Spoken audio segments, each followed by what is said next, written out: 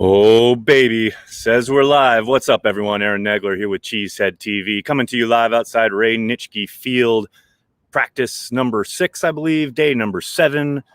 The players obviously had the day off yesterday, but they'll be back at it on the practice field at 10:30 local Lambeau time.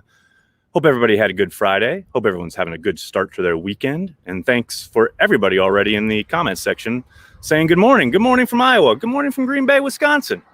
Thanks for joining me on Packers Daily. As you may or may not have seen on socials, we announced on Friday we are partnering with the official yearbook for the Green Bay Packers. If you head to packersyearbook.com and use code CHTVBOOK, you can get your very own first hot off the press issue of the official Green Bay Packers yearbook for 2020 delivered straight to your door.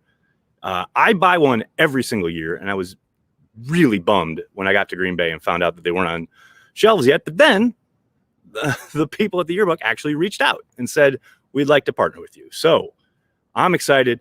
You should get excited. It's a great memento of the start of every single season. Hop on board. PackersYearbook.com, code CHTVBOOK. That's what you want to get your official Packers yearbook for 2020. What's up, Big Bug? How you doing? Kyle, what's up from Indiana? How you doing? Oklahoma checking in. What's up, Thomas?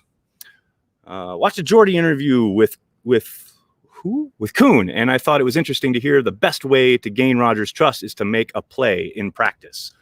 No question. I mean, that's been talked about a lot. You know, you got to make a play, but you also got to not make mistakes. And if you do make a mistake, don't make the same mistake twice. To me, from what I've gathered from Rodgers over the years, that is number one. The mental side of things is really important to him. Nathan, thanks for the super chat. Remember the dream at the end of No Country for Old Men? Tommy Lee Jones' father was Mike Smith all along. That's outstanding. Woo, I love it. Good afternoon from the UK, Brian. Good morning from Green Bay. Thanks for joining us on Packers Daily. Hope things are well over there in the land of warm beer. Go Pack Go. What's up, Todd? After watching some Packers, do you feel anyone really needs to step it up that hasn't yet? Oh, man, it's so early. I don't know. Not really. Nobody has really kind of jumped out for a lack of activity or effort or hustle or what have you.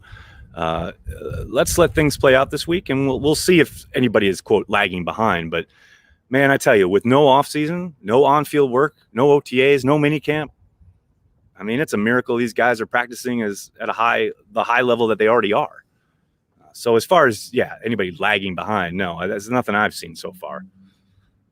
Loving QB1, giving some more interviews, Brandt and Dan Lebitard. Well, you know, the Brandt interview was undoubtedly, probably somewhat of a favor to Bill Simmons because obviously Simmons is the ringer, and Rodgers and Simmons go way back. If you remember when Simmons had his very short-lived HBO show, Rodgers was the first interview there.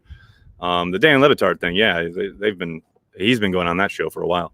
Hey, Nags, do you think we see a suspension for Z Smith for the stop and search last season? Jason, at this point, no, I don't. The charges were dropped. Not that that's always mattered when it comes to Roger Goodell, but I don't think so. I think we would have heard by now. I mean, it's the NFL, so who really knows? But I think he's in the clear at this point. Any more insight on 12's relaxed personality this year?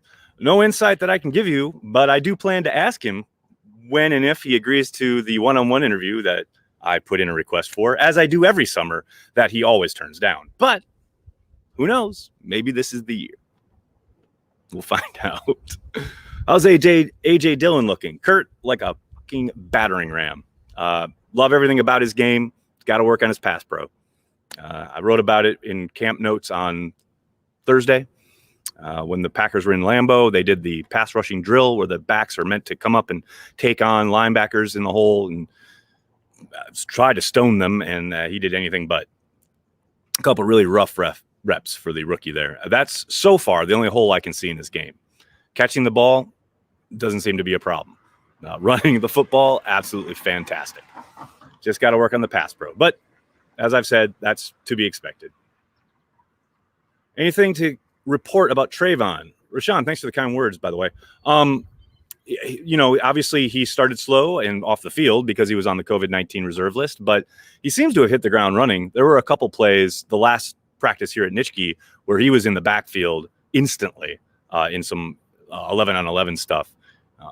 I think hit the ground running, so to speak. It'll be interesting to see if he can kind of pick it up, round into shape, what have you, as more hitting happens. And the other thing is, I'll keep saying this while I'm here. Judging line work is really hard at the vantage point that we've got on the sideline in the media area. Obviously the coaches always say they have to look at the tape. We don't have that luxury. I don't get tape from practice, unfortunately.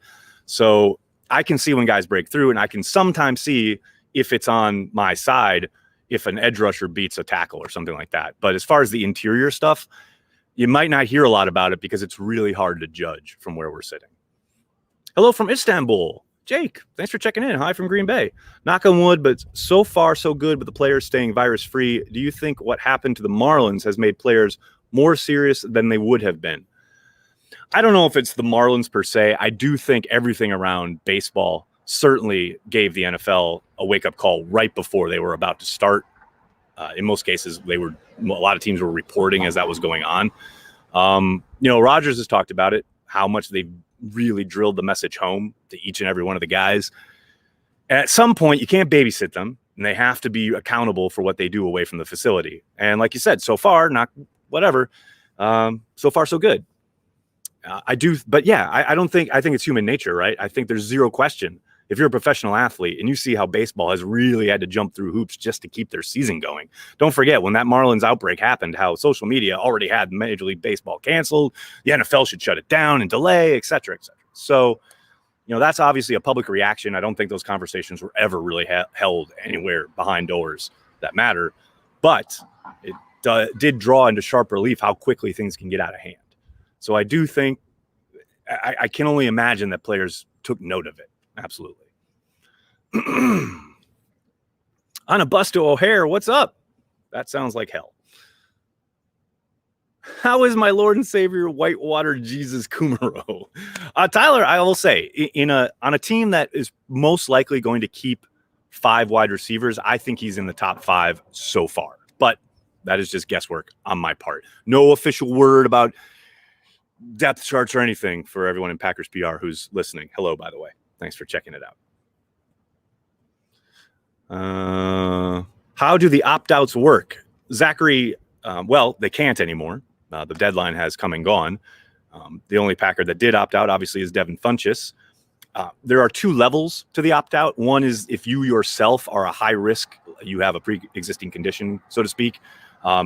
You get the year off, you get $350,000, which is not a loan. You don't have to pay it back.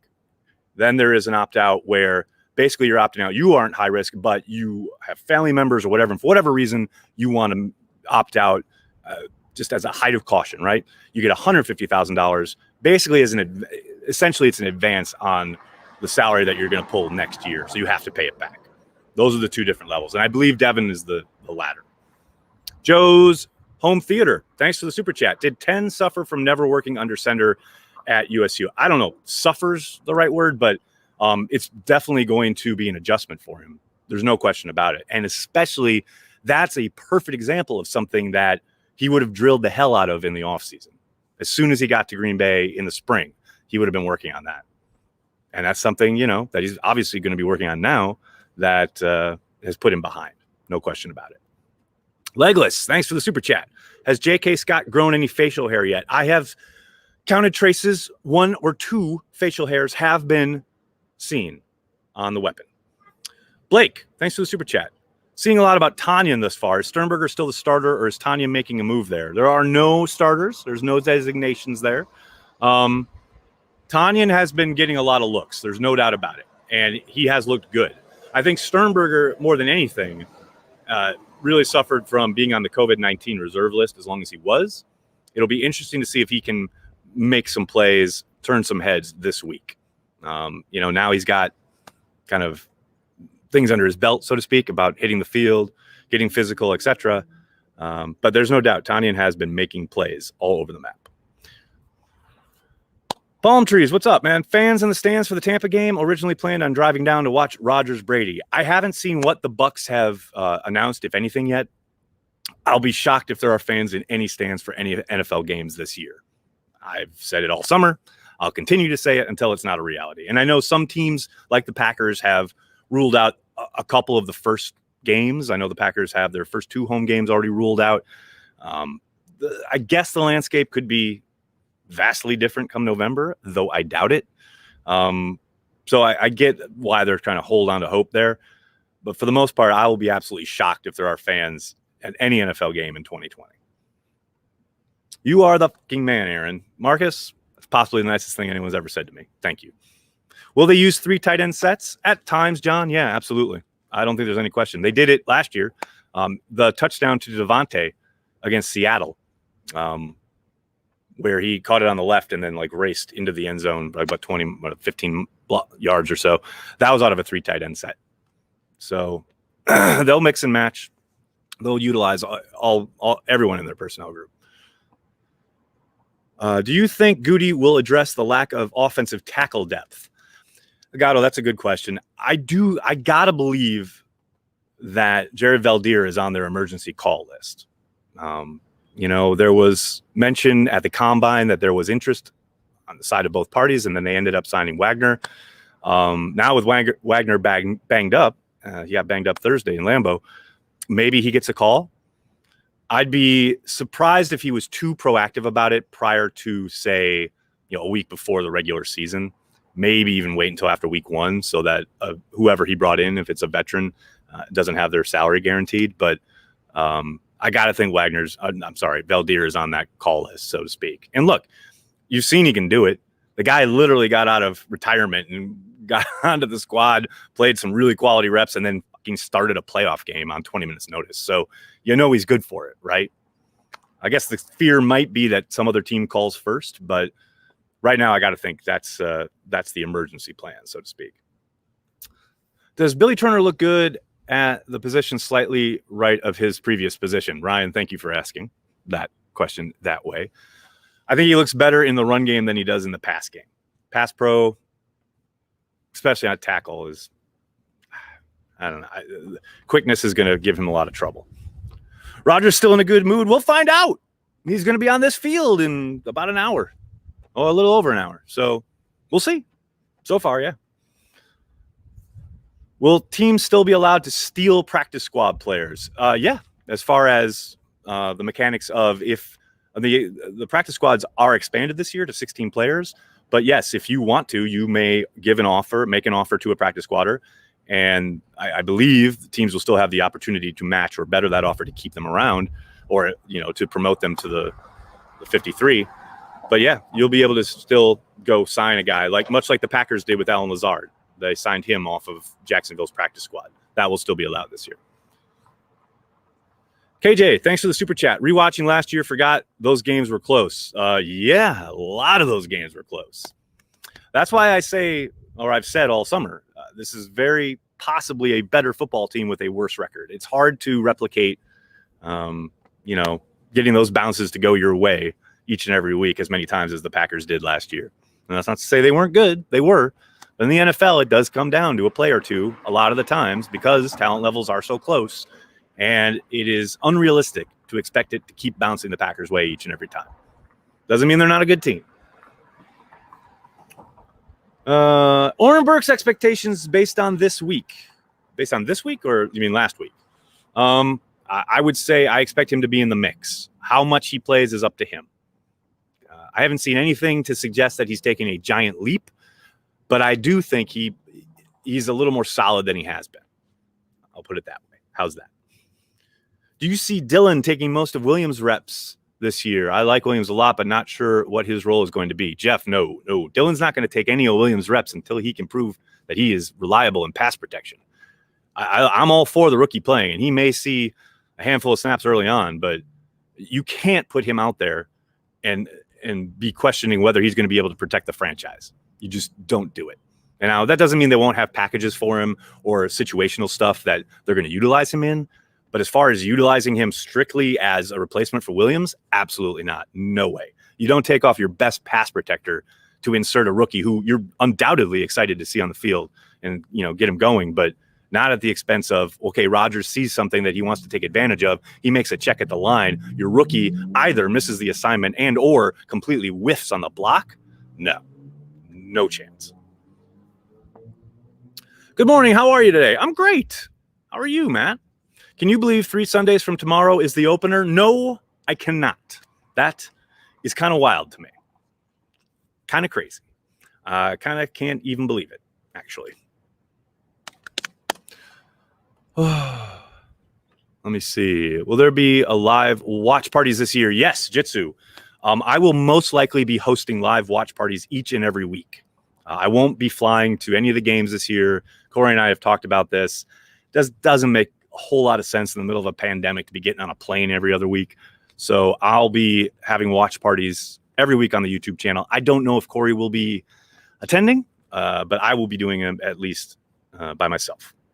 And probably Packerman, but we'll see.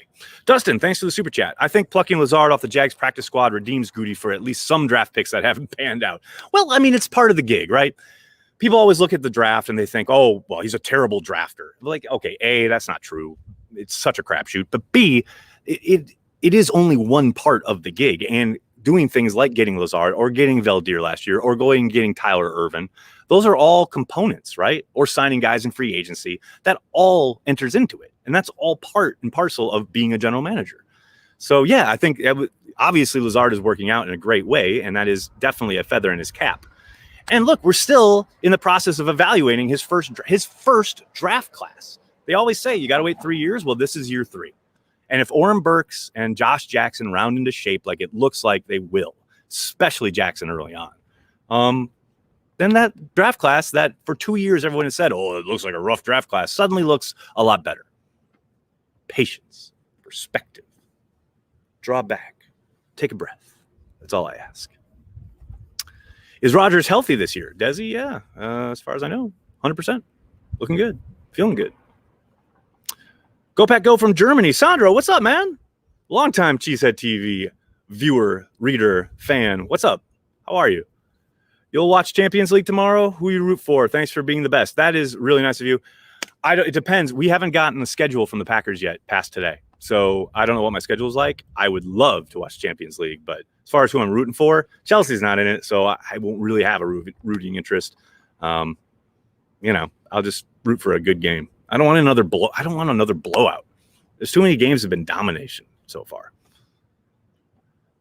Pretty sure the guy called Jitsu is actually Justin backwards. Yeah, but he's Jitsu. Come on now. Which of the offensive line rookies do you think will play first? Marcus, that's a really good question. I think obviously one of them is coming off a pretty significant injury, so it won't be him. But between Hansen and Runyon, I'd probably put my guess at Runyon, but it is just that, a total guess.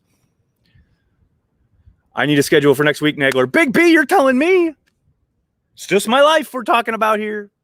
And yours too, I know. But, yeah, I got nothing after today. All I know is there's practice, there's availability, and then there's a whole week of question marks. So I'll let you guys know as soon as we know. Josh Jackson becoming legit or way too early? Well, it's way too early to say that he's arrived. That's for sure. Becoming legit, I think, is a matter of perspective again. But I'll tell you what, it was very illuminating yesterday when I asked Mike Pettin about it. And he mentioned that Josh has been playing strictly on the perimeter.